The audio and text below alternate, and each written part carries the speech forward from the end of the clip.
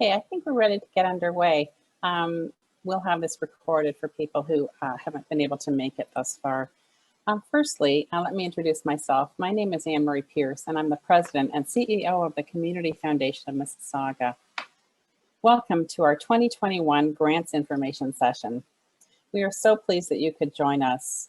Following a year filled with challenges and uncertainty, let me say how amazing it is to know that you rose to those challenges to continue to serve our community and its citizens when they needed it the most. Thank you for everything that you did. You are truly our heroes.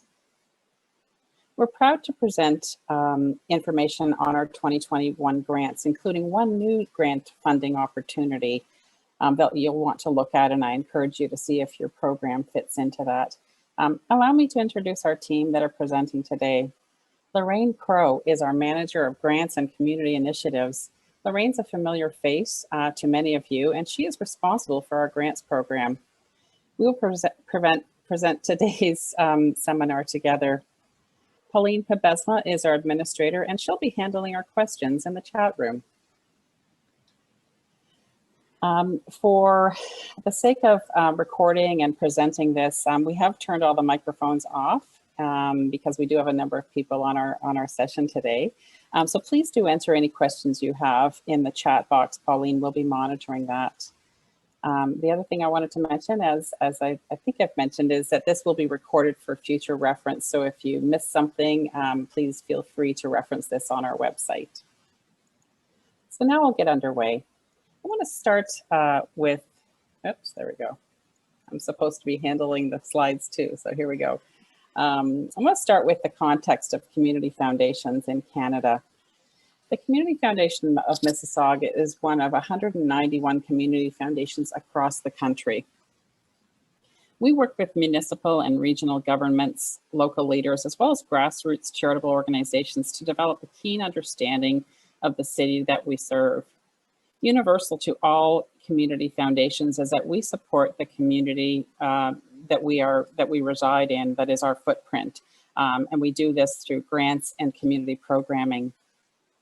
Since our inception at the Community Foundation of Mississauga in 2001, we have granted $20 million to charities across Mississauga, and we feel that that's made quite a difference and an impact on the programs that you are running each and every year. I wanted to speak to a little bit about how this works, just so that you can see the work that goes into creating funds and funding opportunities. We look at our community as a place where anyone can be a donor. Anyone can contribute to a community foundation, whether that's a gift large or small. We do a lot of donor engagement, and we want to find out what philanthropic goals that our community citizens have, what interests they have, what community needs they want to address. Ultimately, it's wonderful and brilliant when donors wish to make a gift, a contribution through the community foundation, through our community foundation, to establish a new endowment fund or give to an existing fund. Key to our work is that our funds are endowed, they are permanently held. And so we hold these as assets, and we invest the monies. And it is through the investment income that we are able to make the grants that we make each year. So we distribute our grants annually to all programs across our community. And many of you will know the breadth of the programming that we have and the grants that are made.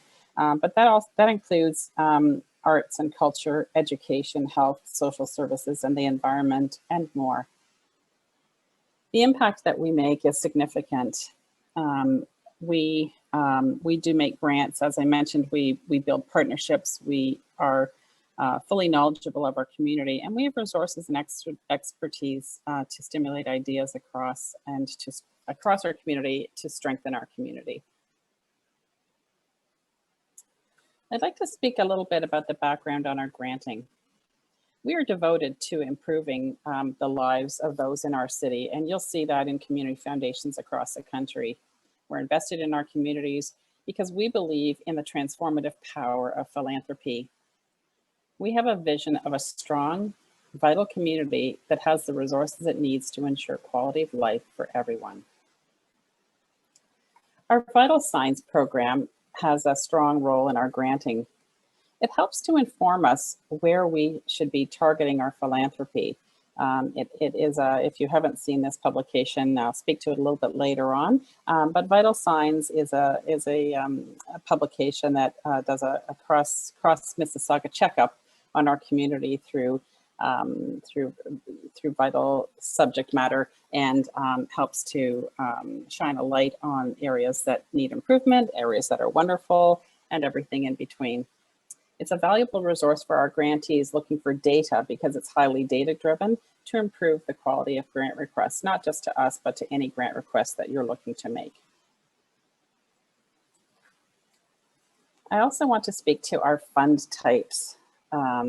We have donor-advised funds. Donor-advised funds are funds that a donor quite literally advises us of the grants that they wish to make each and every year. It could be the same, it could be different, but they have the luxury of working with us as experts in our community to help advise them, provide information and background should they wish. For instance, if someone wants to donate to food banks, we're able to tell them the breadth of food banks across our region. And so donor advised funds are really wonderful, where a donor is quite engaged in our community and wants to make a difference, and on a changing, year over year basis, a changing landscape of the priorities in our community. Donor designated funds are funds where a donor has a charity or an area that they wish to impact each and every year. And it's the same charity. So they will designate a particular charity, and that charity will receive that gift on an ongoing basis until they make any changes, which we don't see too often. Charitable endowments are charities that are endowments held by charities. So we have 10 funds that are held by charities in Mississauga. And that can be very useful in providing a steady source of income for the charity, and also somewhere that they can direct donors to should they wish. Should they wish to make planned gifts, for instance, or major gifts for the long-term health of the organization. We also have application streams, and that's what we're here to talk about today. We have the Smart and Caring Children and Youth Stream, the Hazel McCallion Fund for Arts, Culture and Heritage, the Pendle Fund, and new this year, the Novo Nordisk Diabetes and Obesity Fund. I'd now like to turn it over to Lorraine Crow. Well, hello, everybody. And again, thank you for joining us today. I'm just going to be talking about when our grant round opens. It'll be live on our website. Just go into cfofm.org where you registered for this session, and you'll go into the grant section where you'll see an application go live on February the 12th at 8 o'clock. And then you can start to think about filling that out. And the application will be, it's due on March the 12th, which at 5 o'clock. And that 5 o'clock is a hard number. So we do not extend past the 5 o'clock. So please do your applications as early as you can and get them into us. Then the deliberation times. And I'll talk a little bit more about that later, about how that all happens. It's between March the 29th and the 23rd of April. And then your notice of approval or decline will be April the 26th to May the 21st. And again, I'll go into more detail about what the process is, because I know when you're writing grants and you're applying for different types of funding, sometimes it's a mystery. You put that application in and really what happens. And I'll get into that in a little bit. So your notice of approval or decline, you'll see it within this period of time. And we'll let you know whether your application was successful or not. All right, so let's get into what actually happens. Okay, so the applications are made available, and obviously, as I mentioned, that will be on February the 12th when that starts to happen. And then you're going to be filling out those applications. They're a PDF form, and some Mac computers don't like that. You should have Adobe Acrobat to fill those out. If you have any issues, please reach out to us and we'll do what we can to help you. Then the applications again are submitted by the deadline, which will be March the 12th, and March the 12th at 5 o'clock. We close it off after that, and then the applications start to be processed. So application eligibility is then checked. What does that mean? First of all, we look at all kinds of different things for the eligibility. It has to be a project that is in Mississauga. Your head office doesn't have to be in Mississauga, but the work has to be done in Mississauga. So that's certainly number one. We also look at your CRA records. We look at if you're in good standing. And then we start to go, as we call, into the deep dive, where we look at your website, we look at your social media, your Facebook, your Twitter, your Instagrams, and we look at what kind of organization you are and what kind of projects you're involved in. We also look at make sure that any reports are filed from any previous grants that you might have been granted. So for instance, if you were granted something in 2019, then if you had an agreement with us, we will have reached out to you to make sure that you do an interim or a final report by January the 29th. We quite understand that some projects did not get completed, but you do have to file an interim report at least so that your 2021 application can be, sorry, I said 2019. I kind of try to forget 2020. Okay, so it was, if you got a grant in 2020, then your reporting date would be January 29th, 2021. And if we get a report or an interim report, then that will also give you a check mark to be able to apply for the 2021 granting round. Okay, so all that information, as well as your application, which will include your audited financial statements, a budget for your project that's included in the application, but also a budget for your coming year of 2021, a copy of your board of directors, and to make sure that you're a charitable organization that's registered. So all those things are looked after, and that kind of reporting then goes to our volunteer. So we go down to the committee review process. That information now goes to the committee review. And the committee sits, they also read every application, and they look at the reports that are given. They also do some research themselves on social media, and they look at the CRA records as well. So then that's the review process of the committee. And then the committee meets and allocations are then made. Some grants are granted, some others are not. And then the approval or declined correspondence will be done after that. And again, please put any of your questions in the chat. I know that's a lot of information. I'm certainly available to go over some of that information, and we'll, through the presentation, we also touch on it as well. Okay, so eligibility for granting rounds. Okay, as I mentioned, you need to be a registered charity with a charitable number. But having said that, there is opportunity, and we'll look at this again. If you are a not-for-profit, you can partner with a registered charity and put in an application. So that we would have a partnership agreement involved with that. But generally, you need to be a registered, one person, the host charity needs to be registered. The project, again, is based in Mississauga and has impact in Mississauga. And a good standing with CRA. Previous grant reporting, again, obligations are met. And as I mentioned, interim or final reporting, if you received a grant in 2020 and have gotten a letter from us that it requires a report, then yes, then it has to be filed by January the 29th. Okay. I see a chat question came up. Yes, this will be available on our website, this slide. We will certainly make that available to everyone. And again, if you have any questions over and above the actual PowerPoint presentation, please reach out to me and I'll be happy to get back to you. Okay. Now, for those that are ineligible projects, again, if they're delivered outside of Mississauga, they would be ineligible. If you're applying for a deficit reduction, that is not eligible. Fundraising events or campaigns and salaries in support of those events are not eligible. Political or religious activities.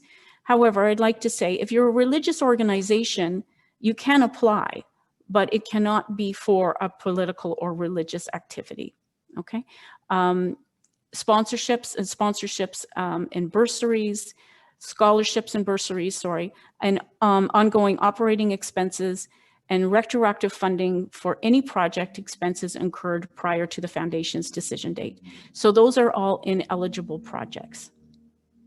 Okay. Now, Anne-Marie, I'm going to send it back to you for you can talk about our granting streams.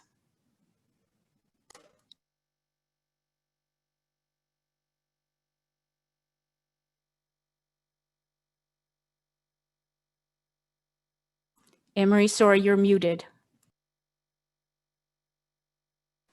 Oh my goodness, thank you for letting me know. Oh, well, firstly, let me say how proud I am that we have 4 grant streams this year. I'm going to review first those that you are quite familiar with. I'll start off with the Pendle Fund. The Pendle Fund supports really a wide variety of projects. I'll just mention them: arts, culture, children and youth, community, education, environment, health, healthy living, human services, neighborhood project, sports, recreation. It really has a wide array of admissibility for funding. And this is one of our largest grant opportunities as well. The grants range anywhere from between $5,000 and $30,000. I do want to mention there's a lot of competition for this, but we've seen some unbelievable projects funded. So please give this some consideration. It really is suitable for just about any type of charitable program. The interests of the Pendle Fund are wide and vast, so please give it some consideration. I'll also now speak to the Hazel McCallion Fund for Arts, Culture and Heritage, which supports our arts, culture and heritage communities only. It's restricted to those 3 areas. Grants are offered to a maximum of $10,000. And so if you're looking for support for your arts, culture or heritage organization, your programming, we do offer grants. They aren't no more than $10,000, but we've again seen some just quite lovely and elegant grants to this program. And so do give that some consideration. And finally, our Children and Youth program supports children and youth across Mississauga.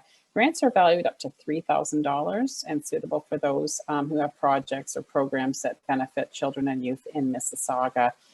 It supports everything from after-school programs, summer camps, mental health programming, youth leadership, and employment programming.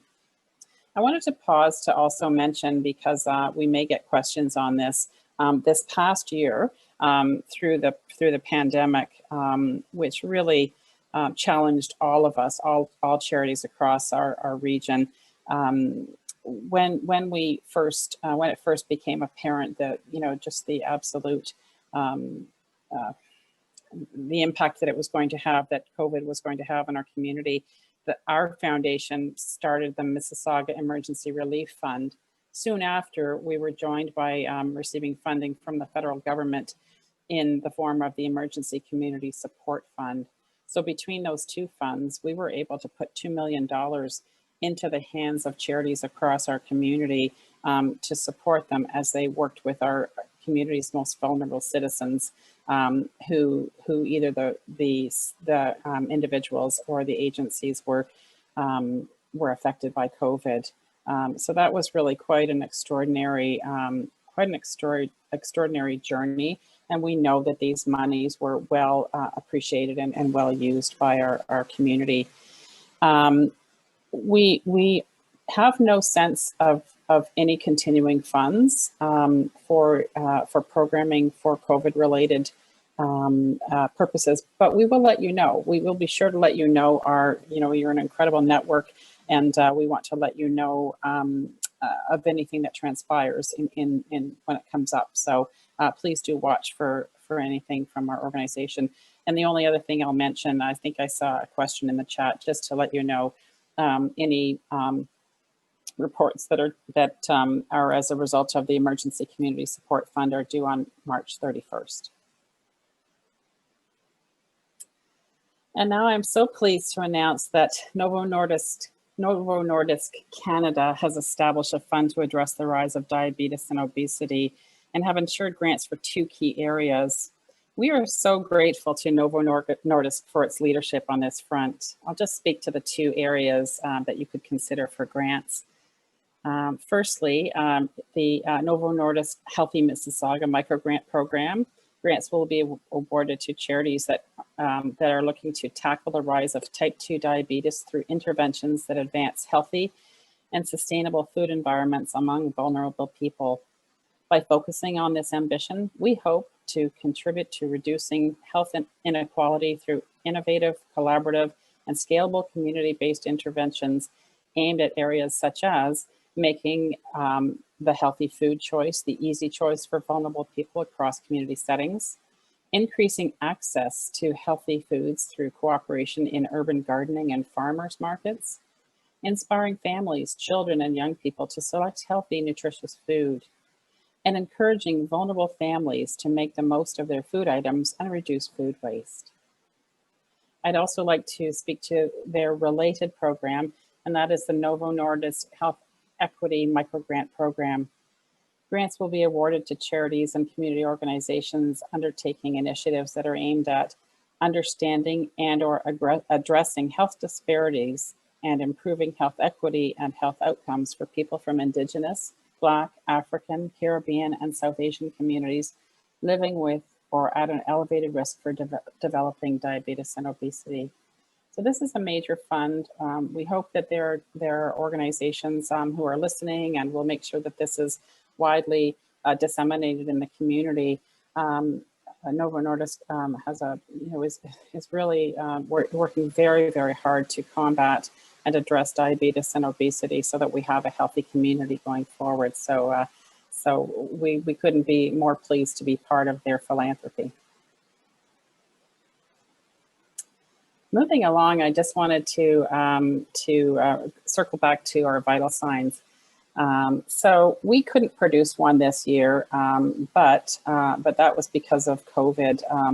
It really was just not possible to get any data, quite frankly, to produce this vital signs, although it will be up and running soon.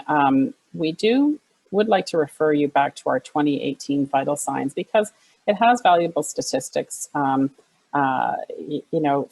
you to use in this or any grants.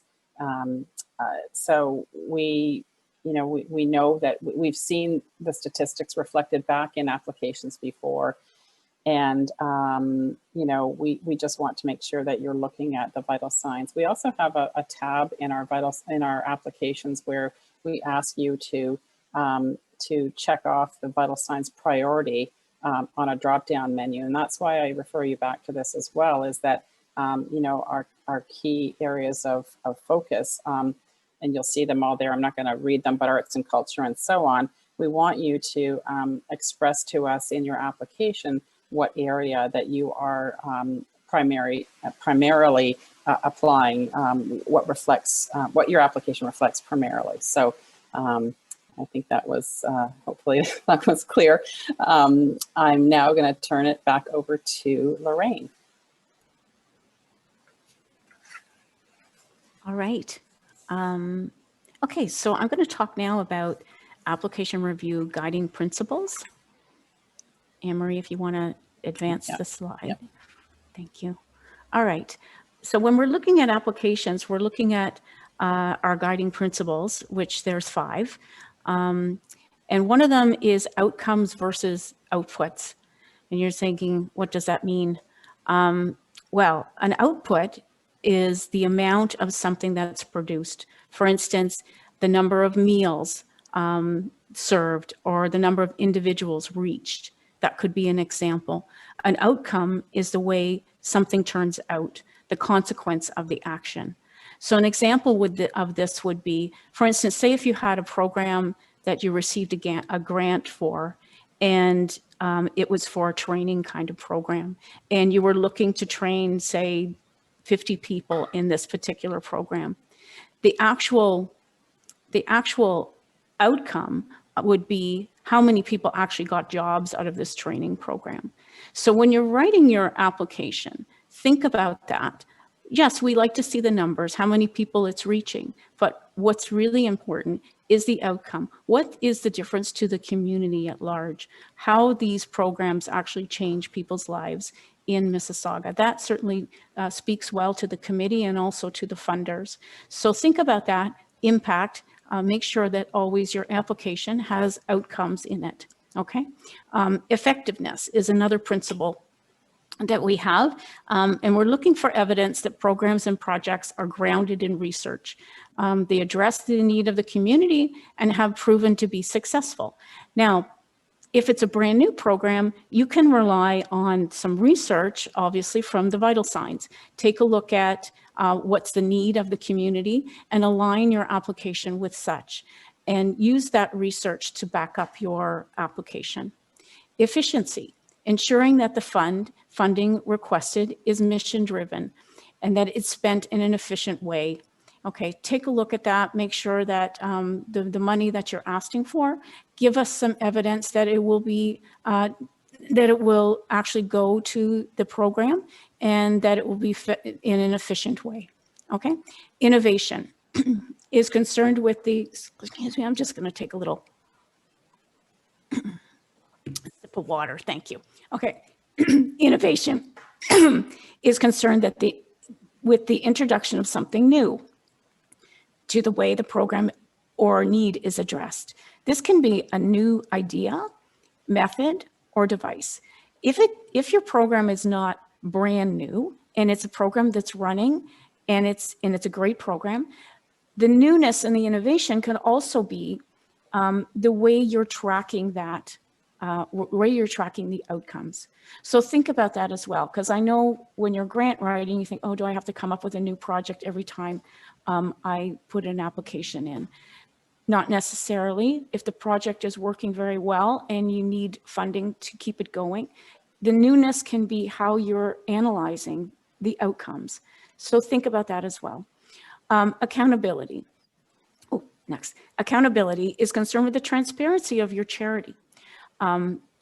Financial management, leadership. Again, as I said before, when we get an application, we do research, we look at your website, we look at your financial status and your financial statements, we look at all those things, and the accountability of your organization is important.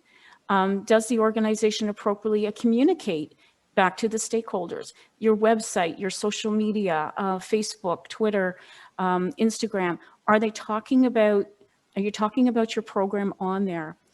So we look at those types of things. Does the organization share vital knowledge back to the community? So for instance, if you had an organization that looked after food insecurity, are you on your website talking about how many people are benefiting from this and also the changes in their life? So we're looking at all those things. Again, look at impact, effectiveness, efficiency, innovation, and accountability. Again, this information will be on our website, and it's also in what we call an overview of each application. So we go into quite a bit of detail and give you more examples to help you guide you through your application. So take a look at our website, and in the next week, because it's not published right now because we're doing this information session today, and you will see overviews and also the PowerPoint that we're looking for now. I know that in the chat line, people were asking about that. And yes, definitely, you'll get that information. All right, so we're going to go into frequently asked questions. And I'm seeing in the chat line, some of the questions are being asked, and hopefully I can answer some of these as I go through here. But certainly at the end of this presentation, we'll go through all the questions in the chat and make sure that everything is answered as much as we can. Now, the one person I saw already says, can two charities partner on one application? Yes, they can. You can have two charities. For instance, I can give you an example. If you're an arts organization and you are you're a specialist in arts, but you want to do a program with disadvantaged youth, then there's lots of charities in Mississauga that look after disadvantaged youth. You may want to partner with them and go in together on a project. That's very possible. And actually, it speaks well that you are collaborating with the community and you're giving the best to the community. The next one would be, can a not-for-profit apply for a grant?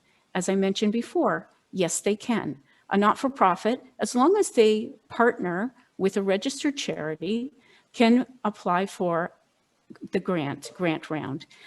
There's a partnership confirmation agreement on our website that will be filled out to verify that the organizations are working together. And don't forget to do that because the application will be ineligible if we don't receive the partnership agreement. Okay, so yes, not-for-profits can apply with a registered charity. Does a grant to a project in one or multiple years in the past imply success for the same project in the future? Not necessarily. Funding is always granted for a single year. If your project or program has received funding for several years, it does not necessarily mean that you'll continue to get that. Okay, so certainly you can make the application, but it's not guaranteed that you will get funding year after year on the same project. All right, other questions. How do we submit applications? Again, you'll go to our website and you can get the application as of February the 12th, and you would fill out that application. Now you would email it directly to grants@cfofm.org, and that will actually come to myself and Pauline, and we'll review your grant from there with the process that we discussed earlier. The program we are applying for funding exists across Peel region, including Mississauga. Can we still apply for funding? Absolutely. If the funding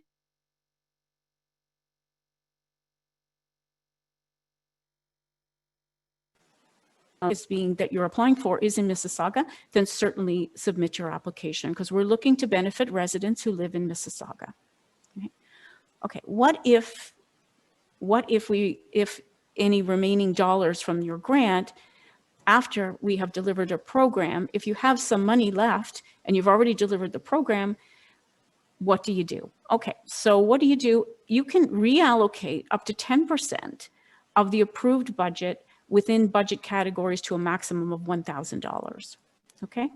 Reallocations of more than 10% between budget categories require written consent from the foundation. So what's the best thing to do? Is just reach out to me. Send me an email, say this is what's happening. We have some money left over. We'd like to reallocate it. If it's at 10%, then it's basically a letter, and then we can discuss that, and chances are we can reallocate it to part of your budget that was not allocated in the first application. At the end of the grant, grantees must return any surplus of funds in excess of 25% of the total grant. So for instance, if you got a $10,000 grant and you had $2,500 that you didn't spend, please just talk to me, see what's going on. Why couldn't you spend that money? Especially in COVID times, this has happened.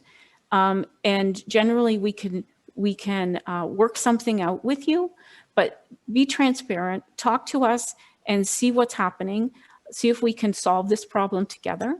If you don't have another part of your project that we can reallocate the funds to, then the money would be refundable. So you would send that money back to us. Okay, so that's basically how that works. Okay, more questions? Are late applications accepted? That's a hard no. Okay, 5 o'clock on March the 12th, we cut it off, and it's very unfortunate that sometimes people give me an application at 5:05 or 5:10. And I know how hard it is to put applications together and how difficult that is. So do not put yourself in that position. And guess what? Do not put me in that position or Anne-Marie in that position, because it's very difficult, but it's not fair for everyone else that has put their application in on time. So do them early, get them in early, and you won't have to worry about that 5 o'clock. Okay. What electronic resources do I need to fill out the application? As I mentioned, they're PDF forms, and Adobe Acrobat is required. If you're a Mac user, you may want to go to a PC to fill out the application. We've had some Mac users have some difficulty submitting. So think about that before you start typing and having difficulty giving us the completed form. Okay. How often can we apply? Application to our granting round are accepted annually for 1 month period only, beginning February the 12th, finishing March the 12th this year. Okay. And there are 4 different grant streams this year, which we're really excited about. And I think there was a question in the chat saying, can we apply to more than one stream? And the answer is yes, you can. You cannot apply for the same project in every stream. So for instance, you could put a project in for the Children's Fund, one for the Hazel Fund, one for the Pendle Fund. They have to be completely different projects. Okay, that is certainly allowed. And also our new fund, the Nova Nordisk Health Fund. You could also put an application in for that. They have to be all different projects. If you make a mistake and you put the same project and you apply for all the funds, then all your applications will be denied, because then we don't know which one that you actually wanted. So do not do that. Pick a stream, apply for it. And again, you can apply in different streams, but with different projects. Okay. And you apply once, obviously. So you don't put in 3 applications to the Children's Fund. You put 1 in, okay? All right, so now what happens? You've got your grant. What happens? Will we congratulate you? You will receive electronic fund transfer application to fill that out, and we would send your funding through EFT. If you do not have that set up in your organization, certainly talk to us and we can make arrangements for a check to be made for you. You return any required agreements. Generally, if your grant is over $10,000, then you would receive an agreement from us that you will have to sign and send back to us. Okay. And in that agreement, it also indicates when your report is due. I know we always love to have stories from all the grants that we honor, and even if it's under $10,000, but you don't need a formal report. What we would like is some pictures, an email saying what's happened. Certainly, we like to share that and celebrate your success. And so you can give that to us, but unless your agreement says you required a report, a formal report is not required. But if you did get an agreement, then a formal report will be required. Remember to acknowledge the grant in your marketing materials, okay? Website, social media, that you received it from the Community Foundation of Mississauga. And we have on our website where you can download our logos and some wording to help you with that. Consider inviting us for a check presentation. Now, in COVID times, here we are, and I apologize for the glare behind me because I'm in my living room today because everybody's at home. So we can't actually appear with a check with you, and especially with electronic transfer, but we would certainly be happy and very, very excited to join you on a Zoom meeting with your board or with your membership or some of your clientele to talk about your wonderful programs and to also celebrate the fact that you have received a grant. So please reach out to us, and we're certainly happy to do that. I know last year it was my pleasure to visit 36 charities in the summertime talking about your projects. So I'm certainly available, and one of our staff, if it's not myself, would be available to do that for you. So please think about that, and we would be very happy to. All right. Next slide here. Again, stay in touch. The grant reports throughout your program, and especially through COVID times, I spoke to many charities throughout the year of different things that happened, because sometimes what you applied for is not something you can deliver. And so certainly stay in touch with us all the way through, but also with the grant reports as required. Again, if you receive some funding this year from 2021, they would be due on in January of 2022, and we would post the date, and we'll send you a reminder for that as well. We're hoping to visit as many grant programs as possible. And again, last year I got to visit 36. It was online, and I would have loved to have been able to come in person, but we touch base with a lot of the charities, and you're doing some terrific work, and I thank all of you for the hard work that you're doing. Photos of your programs, again, you don't have to wait till reporting time to send those. I'm finding that it's better to send things electronically. Before I used to get a lot of mail. It's easier now, especially with COVID times, to send things electronically, send stories, photos. And if you've got some event that we can possibly join in, please send us an invitation and we'll do what we can to attend your event. Reminder, grant reports for 2020, I mentioned a couple of times, are due on January the 29th, 2021. And I have had questions from charities. Something happened to my, yeah, something happened to my mic for a second there. I've had some requests from charities saying that they were not able to complete their programs on the due date that they had originally intended, but please give me an interim report. If the interim report is not given by January 29th, then your 2021 application would not be eligible. So please reach out to me if you have some questions. I'm here to help you and talk you through it. But if you have the final report, that's terrific. But if you're thinking about, do I need to file one, do I not? An interim report will be required on January the 29th. Okay, so now we can get to something that's also very exciting before we start answering some of the questions in the chat. And again, please put any question that you can think of in the chat, because we're going to get to that in a minute. A vital conversation. Again, Anne-Marie talked about vital signs, but throughout the year, we also do vital conversations. And these are talks on important topics for the community. And we have one coming up on January the 26th. Anne-Marie, if you want to flip the slide for me, I can tell you what it's about. Vital conversations in COVID-19 times. These are key learning from the charitable sector. This will be an exciting talk, because I know all of you, including ourselves, have had a difficult year with 2020.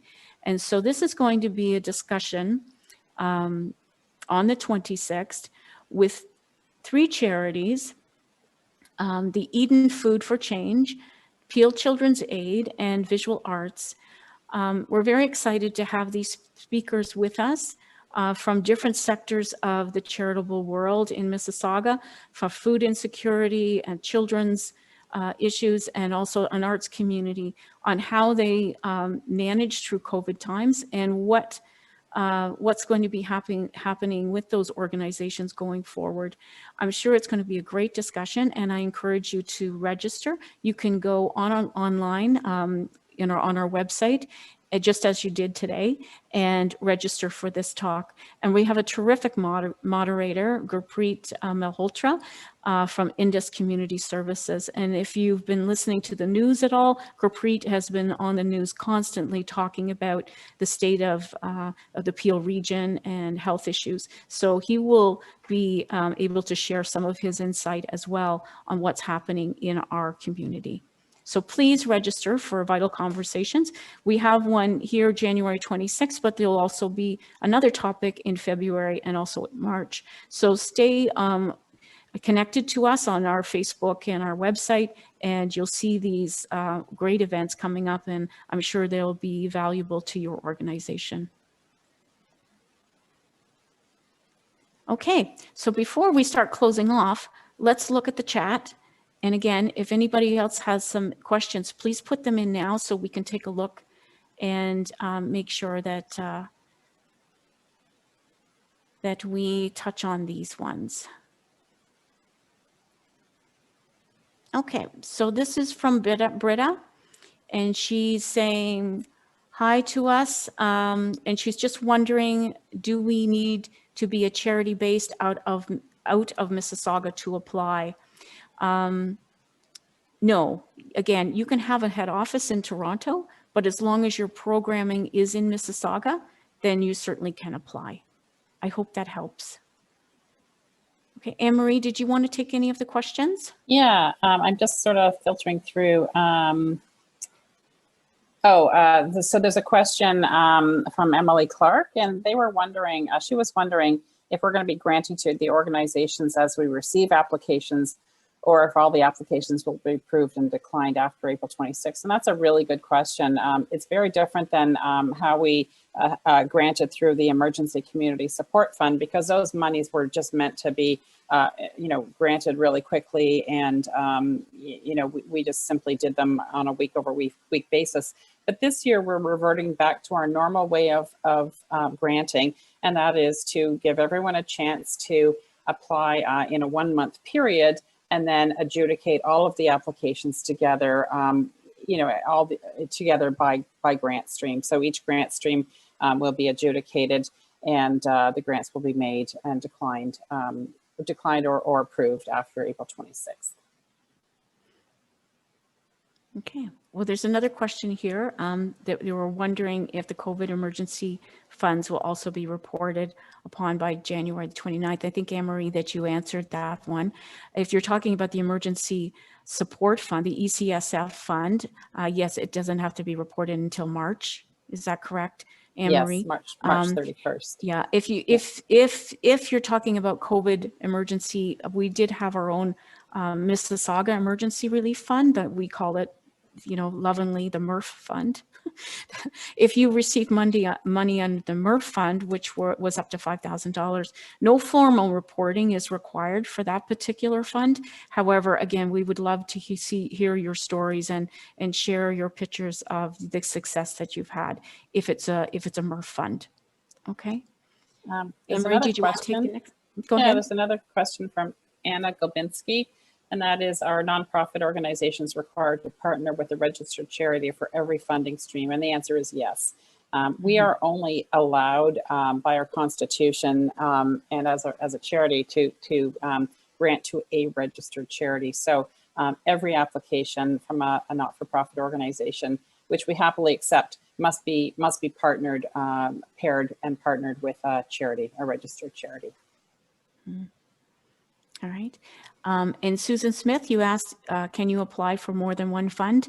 Yes, absolutely you can. And as I mentioned before, it has to be a different project for each fund. Okay. And looking through the chat. There was one question about, can they still apply for the Emergency Relief Fund, from Alana. Okay, thank you, Pauline. Yes, the Emergency Relief Fund is still open, and when we're talking about the Mississauga Emergency Relief Fund, our own fund, it it is still available on our website, but the Emergency Relief Fund from the federal government and the Community Foundations of Canada, that one has been closed. Okay. So it's kind of confusing when you say emergency relief, there can be two different ones, right? Our own is still open up to $5,000, but the other funding has been closed. And then Sean Abbasi has a question. Okay, so I'm going to read the whole thing just because I need to focus on where the question is. As you might appreciate, the issues in our community are becoming increasingly complex. Some of the work we have been doing is very focused on collective impact. While we can collaborate on applications, it can be difficult to achieve meaningful collective impact with the maximum amounts from the Pendle Fund. So my question is, if there's a collective impact initiative involving multiple organizations, could we potentially come together on a single application, but asking for another amount less than the $30,000 of partner organizations? So are you asking, therefore the organizations would not submit other applications on their own? So So you're asking if you can come together on a single application less than the amount. So for instance, oh, okay. Yeah, no. So if you're saying one application for $90,000, Sean, if that's what I'm seeing, no, we will only grant to one program, one grant to one program at this point. You know, we wish we could, by the way, Sean. We really wish we could, but at this point, our funding is, we're kind of constrained by our funding.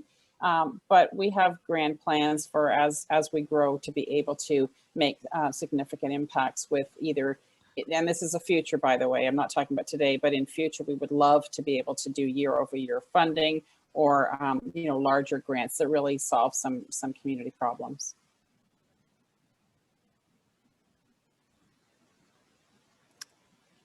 Okay, well, I'm looking at the chat.